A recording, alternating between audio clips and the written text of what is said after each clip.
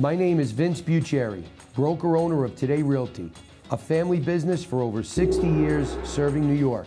I've been inspired by a lot of people along the way and would love to share with you my show, today's Showcast.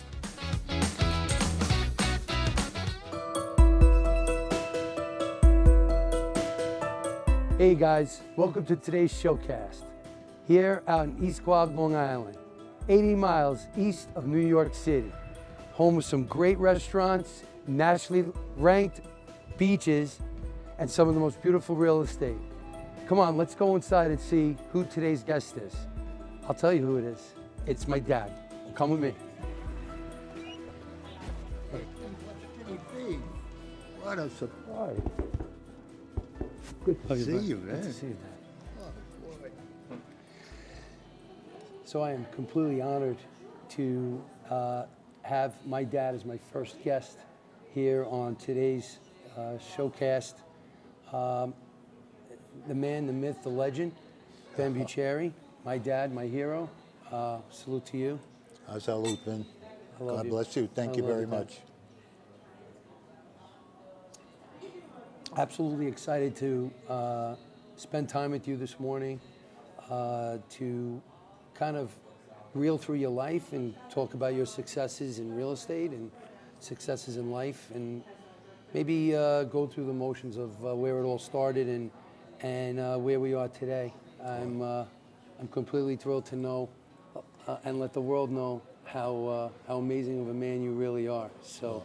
Well, I had some questions for you, but maybe we could get right in it and talk about. well, I'm really flattered. You know, when you're 20 or 30 years old, you wonder if anybody's thinking about you or wondering anything or worry about you or whatever the case is. Then when you hit 50 or 60, okay, you don't worry about those things anymore, okay? And now that I'm up in my 80s, they say you don't even think anybody's going to be worrying and thinking about you. But being in my 80s, it's an honor to know that my son is thinking about me and all my loved ones as well. And I'm still here to enjoy your company, okay? And we're both above the grass, and that's the most important. That's right. Thank right. you. Thank you, Vin. Thank you for being here. You know, we start to look back at, you know, what you've done for me and for a lot of people out in both personal and real estate life. We talk about your successes and what has made you the man you are today. I feel like I'm trying to be the man you are today, but I think, you know, it all starts from the beginning. I think you should let everyone know how it all started and how Ben Buccieri started.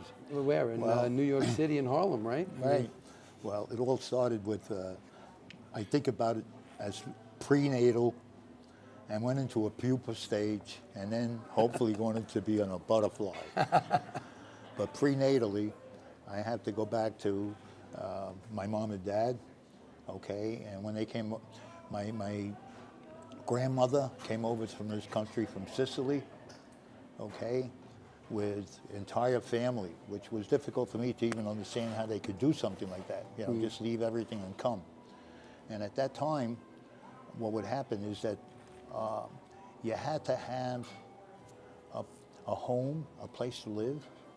You had to have a job waiting for you, and you needed a sponsor. You just couldn't come into this country.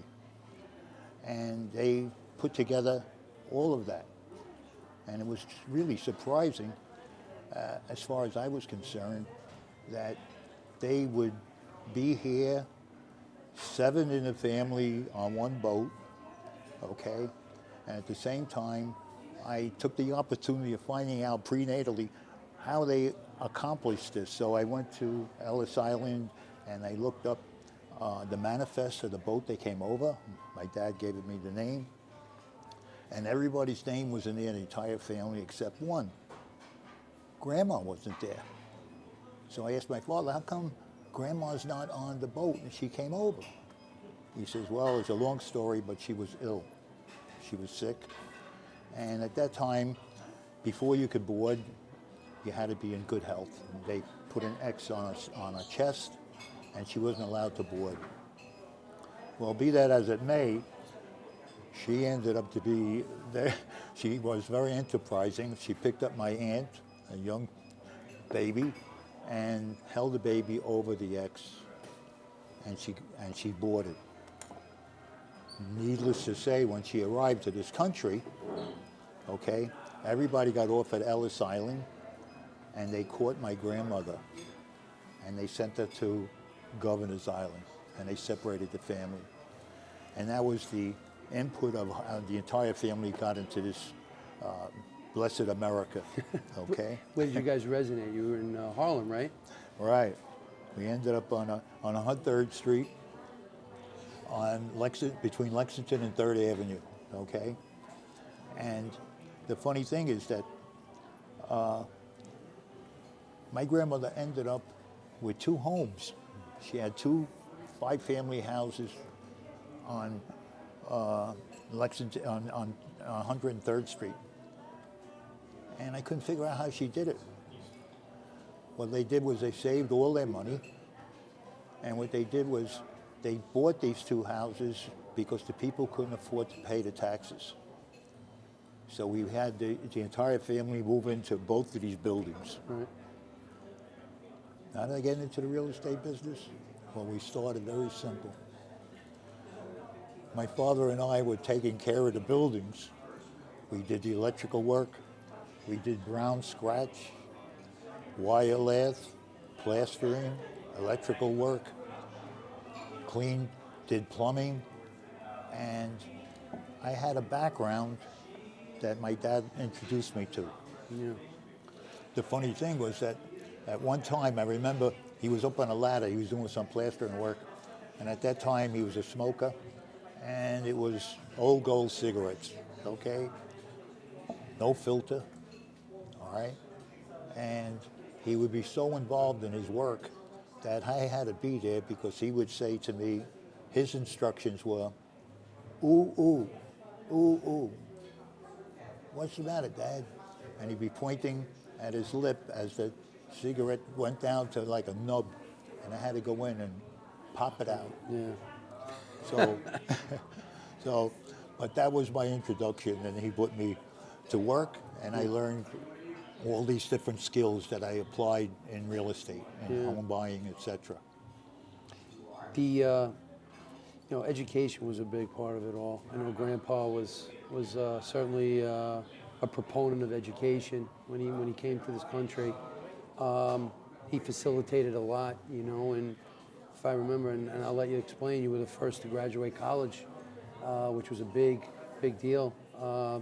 Can you tell us a little about that? And can you also kind of talk about how you got into real estate overall? Well, when we lived down in Manhattan, at that time it was called Harlem, and Harlem went from 85th Street all the way to 125th. My father believed that you needed a good education, so schooling was very important to him. And what he ended up doing was selected a college. I had no choice up on Fordham Road called Fordham University. He says, Biagio, that was my name, Biagio at that time, Biagio Ben. He says, you're going to Fordham. Do I have a choice? No choice. I'm going to Fordham. It was a good choice. Right. It certainly was a good choice. But the thing is that in order to go to Fordham from 103rd Street up from Manhattan to the Bronx was a trip. So he decided he wanted to buy a house. So every Sunday, my mother and I, my brother, we'd go to a real estate. We'd take the train and go all the way up into the Bronx area, and we had a broker show us around various houses. It was every Sunday. It got to be an ordeal. That's a lot of time. A lot of time. That's a lot of time. A lot of trips. A lot of work. So you really learned the industry that way, for sure. I know. You really did.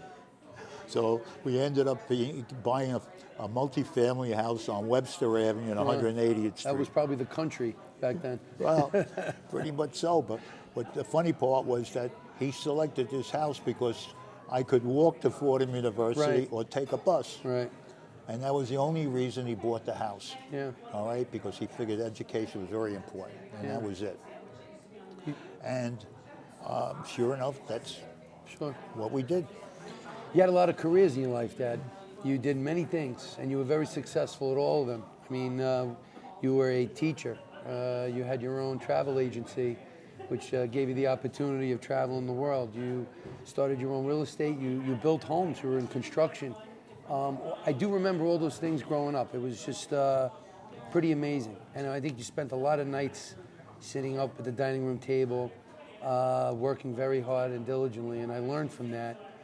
One of the things I want you to touch on was, well, let's talk about, the Fordham area. I mean, you grew up around Fordham University. You grew up, Right. You taught on Arthur Avenue. I mean, I remember as a kid some memories of Fordham Road and memories of, going to Jan's with you, and spending time, on Arthur Avenue. Can you give us what was Fordham Road like back then? I'm just trying to remember. Like, look at areas, the neighborhoods. Fordham Road was a bustling area. The Grand Concourse Yeah, at the that Grand time Concourse, sure. was called Millionaires Row. All the multifamily houses there were not only enormous, 40, 50 families, but also all of them had sunken living rooms, etc. Yeah. And it was a very prolific area. Yeah. At the same time, Fordham Road had about 4 movie theaters. Okay, there was, and one of them is still there. And Jan's, which you mentioned before, Crumbs. These were places that we stopped to get our desserts. We had the kitchen sink, which was a That's right. silver bowl. I remember okay, that. And Order of the everybody- kitchen sink. It was a big sundae with Right. a ton of They ice put it cream in the in it. center of the table, and That's everybody right. would eat from it. I remember that. Yeah, and there was remember that. Nedick's, it was a Nathan's of the Bronx. And great. everybody stopped after the movie theater to get That's their right. hot dog I and remember. an orangeade. Yeah, we which was, spent quite a bit of time together doing that. And you also taught at 45, and I guess Right. that's how you met my beautiful mother. What was that like, teaching at 45? well, what happened was when I graduated from Fordham University, what had happened was that there was a lull. There were no jobs really, and all I remember was initially when I started at Fordham, they had an orientation. The orientation was in Keating Hall with about 100, 150 prospective students, and they would say, look to the right of you and look to the left of you. One of you won't be here next year. Yeah. And the population was dropped down to a third. Well, anyway, I did end up graduating. I was part of the third that survived, okay? Okay. In fact, I ended up with a Bachelor of Science degree and one in psychology as well. Nice. But the science degree helped me because what happened was that we couldn't get a job, and the Board of Education had an emergency exam because they lacked teachers. And I took a preliminary exam. I passed it. I had all the requirements for a science teacher. However, I didn't have all the methods courses that somebody would have when they would start. Yeah. And what they did was they gave me an opportunity of taking the courses while I was teaching, and they paid an increase in increments every year as you took so many courses. Nice. And the first job I had was on junior high school 38, which was in South Bronx. It was a special service school. It was difficult, but at the same time, it gave me an opportunity of working, getting paid a salary. And at the same time, from the special service school, I was pushed up into junior high school 45 in the Bronx, right boy not far, 10 minutes away from Fordham University. It was right Correct. across the street. Yeah, it's right there. So it was pretty comfortable in the area there. Well, let me put it this way.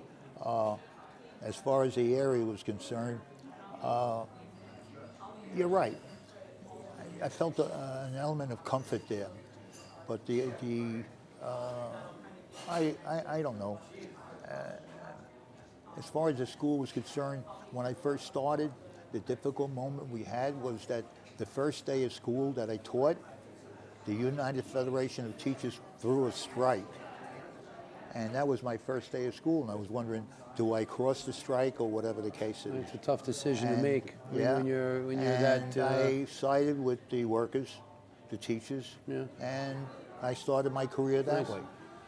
You learned at an early age, Dad. You learned some adversity at a young age, and you've accomplished it. I'm going to switch gears on you. I'm going to get right into it. From the real estate portion of it, I know you've had quite a bit of success, in the real estate field, and I know there's a lot of viewers who are maybe thinking about getting their real estate license or have their real estate license, and we've come out of certainly some troubling times from the pandemic, moving forward, and I see a positive direction in the real estate market going forward. Maybe you can touch on some of the things that maybe you could pass on to some realtors that are maybe in the industry now, and give them some pointers as to where maybe the industry is going, and maybe give them some confidence in a market that's opening up positively. Maybe you can shed some light on that. Well, right now when I started, let me put it this way. Started from a cold water flat, no television, no refrigerator, okay? We had an icebox in the house, and... No refrigerator. Do you hear this, Right. everyone? So- No refrigerator. The only thing we had was maybe No a refrigerator? radio and 2 or 3 stations, okay? And people say, well, what did you do at that time? You listened to the radio, did your homework. That was very important for my father. Do your homework. So anyway, because we went through the transition of finding a home, okay, I learned that when my father turned to me and says, Biagio, since we can't get a job, he says, maybe you should go into real estate. And I was kind of concerned because I really didn't want to. For Although all you the did trips that we did from on you the did get a train. lot of experience doing it, Right. Dad. So I did start in the real estate business. So what had happened was that at that time, what resources do we have? The newspaper, Yeah. putting it in the Yeah. paper, and I opened up a small office on Williamsbridge Road in the Bronx, which the first beginnings was in somebody's garage Yeah. that was converted over. Yeah. In fact, the office was so small that if 2 people were there, we looked like we were crowded. I understand. So people didn't come in. And I borrowed somebody's, it was it was a small table that they had, all right? And I had my first customer come in. They sat down, they were filling out an application, and they said, gee, I love this desk, right? And they wanted to buy it. And I started to laugh. I says, I can't sell you this. He said, well, why not? I says, because you put me out of business. The only desk I That's had in funny. So, but from then, as far as the business was concerned, we didn't have the opportunities we have today. Well, that's today, what I wanted to with ask you. the internet. Well, I wanted to with, ask you about that. FaceTime. Well, let's talk about technology. What about technology? I mean, let's see. I mean, there's been an enormous transition, and technology keeps changing. I mean, let me ask you this: do you feel that technology has become more positive or negative in our industry? I mean, what do you? No, I think it's very positive, because as I said, we were limited as far as our sales were concerned. Were local. In other words, it was 15 a half hour from our prime location. Now with technologies, you could sell internationally. You could be anywhere, okay? You're on the internet. You have a bigger exposure now as far as the number of people that you can target as potential clients or customers. And I consider that as far as the real estate business is concerned, I acknowledge the fact that many more people should go into it. We have many more controls, and we have many more avenues of exposing product to the public. Okay, as far as the media is concerned. Getting to where I was before, where do you see the industry going right now? I mean, personally, from a person who's done this for over 60 years, you've been through everything, right? I mean, you've seen it all. Where do you kind of see us sort of moving towards the direction? Well, I think I see more home ownership. I see more construction is going to be coming, okay? People concerned about right now the interest rates going up, okay? We're talking about 7%. When I was selling real estate, the interest rate was up to 15%, maybe even higher. And it was even more difficult to purchase because you had to put in 25% down. We started, then up to 50% down in order to purchase a home. Nowadays, we don't have these kinds of problems. And at the same time, home ownership is more available to more people. My suggestion, wherever you are, make it a goal to buy your own home, okay? To save as much money as you can in order to be prepared for any kind of adversity other than home ownership, other than personal. So you talk about goals. I didn't break that, by the way. I know. So talking about goals, you know, for a new broker or perhaps an agent that's looking, you're always very mindful of setting goals. And you've instilled that in me, always setting goals. Maybe you could touch on, you know, some of those things about my advice with goal setting. As far as goal setting is concerned, I think that one favorite tip was... My goal right now is to get another glass of wine. That's my goal. Maybe I could tell her. I suggest everybody the night before, on a postscript or a piece of paper, whatever the case is, set up 3 goals that you'll accomplish the following day. Okay? And once you set them and you accomplish them, then the next day you do the same thing. And you'd be surprised, okay, that by goal setting, okay, how it gives you that opportunity of enduring and to move forward in any of your endeavors. And to accomplish whatever it is, the direction that you want to go. Absolutely true. And you've taught me attainable goals. You know, when we set goals, you got to set goals that are attainable. And I've always felt that, you know, when you're setting your goals, set them at an attainable level, because you sort of sense of achieving that goal.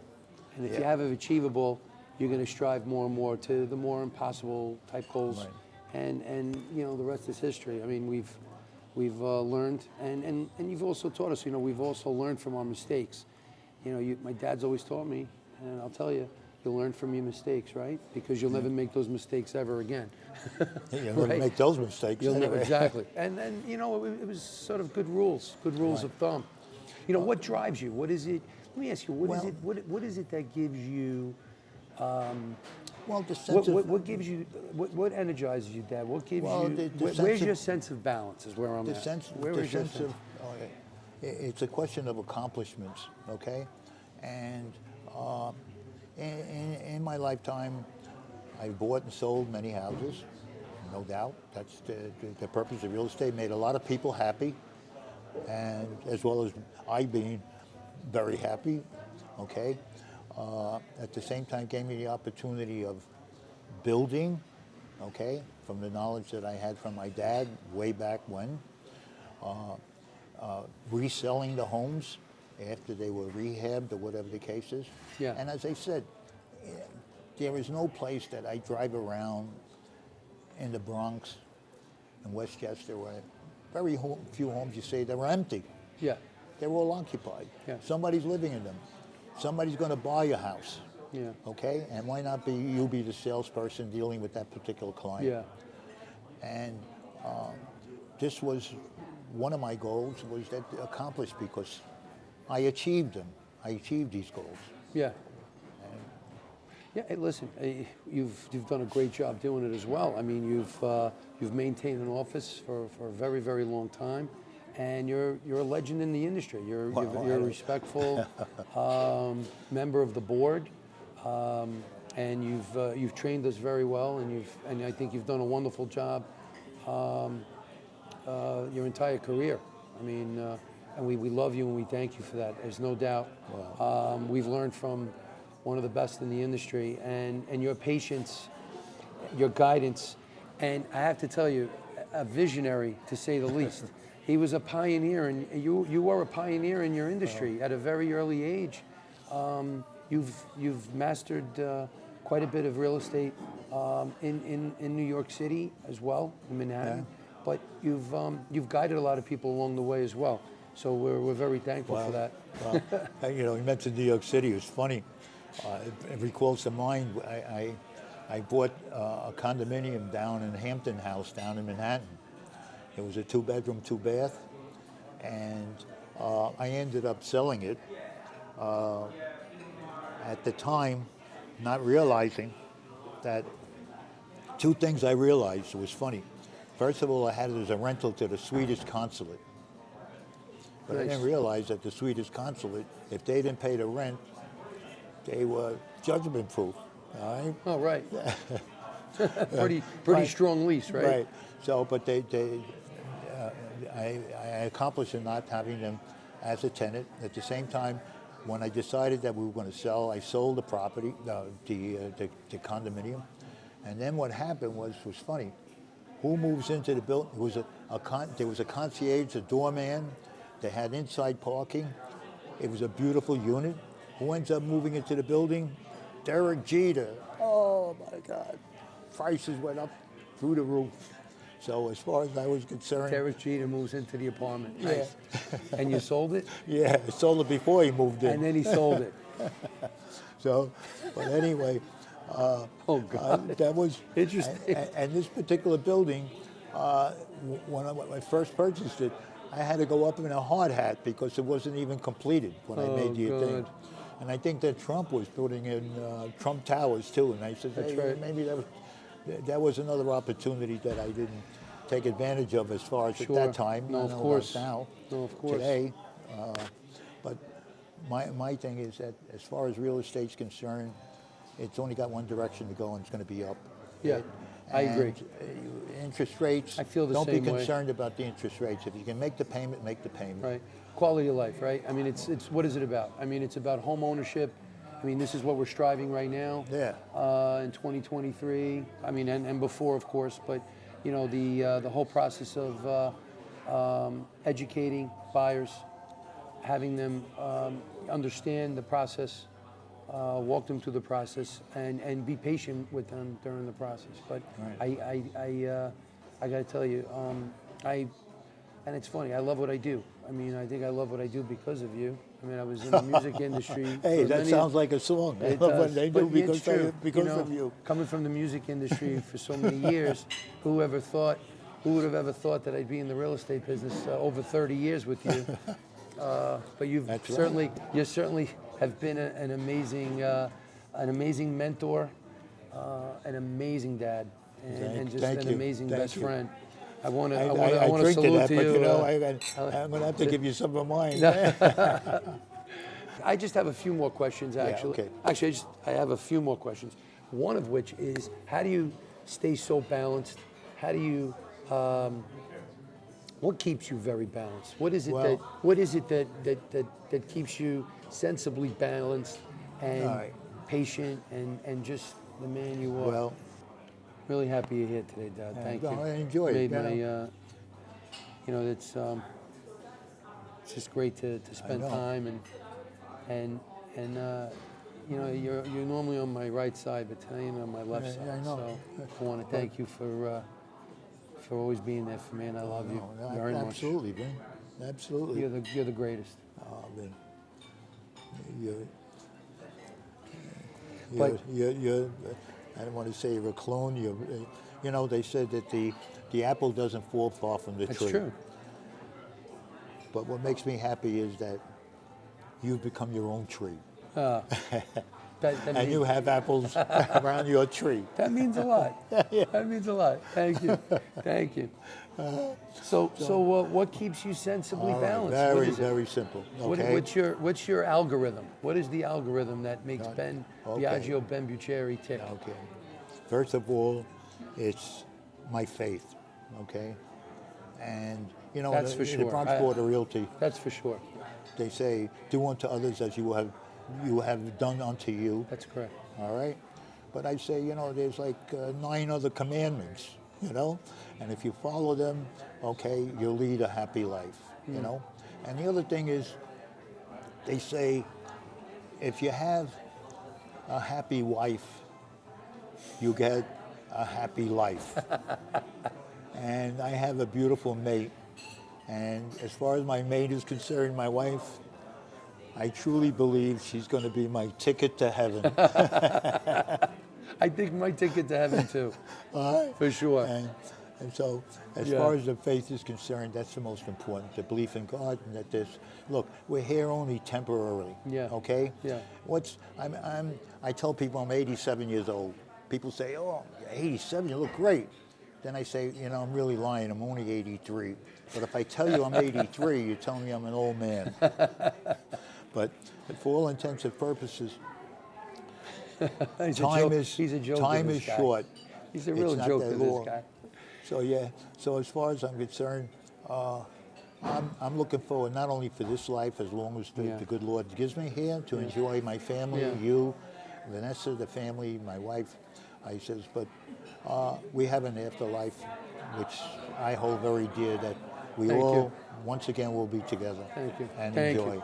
I think we just have to sum this up by, first of all, thanking all the other realtors that have helped support us and have worked with us throughout the years. I mean, I think that's very important. Yeah. To all the attorneys, title companies, why media? Why not you media here, you know, filming us today, who've driven over an hour to be here to host us here at Cowfish Restaurant. Salute. But, you know, I also want to thank our brokers, our associate brokers, and our agents who have committed themselves for so many years to our office.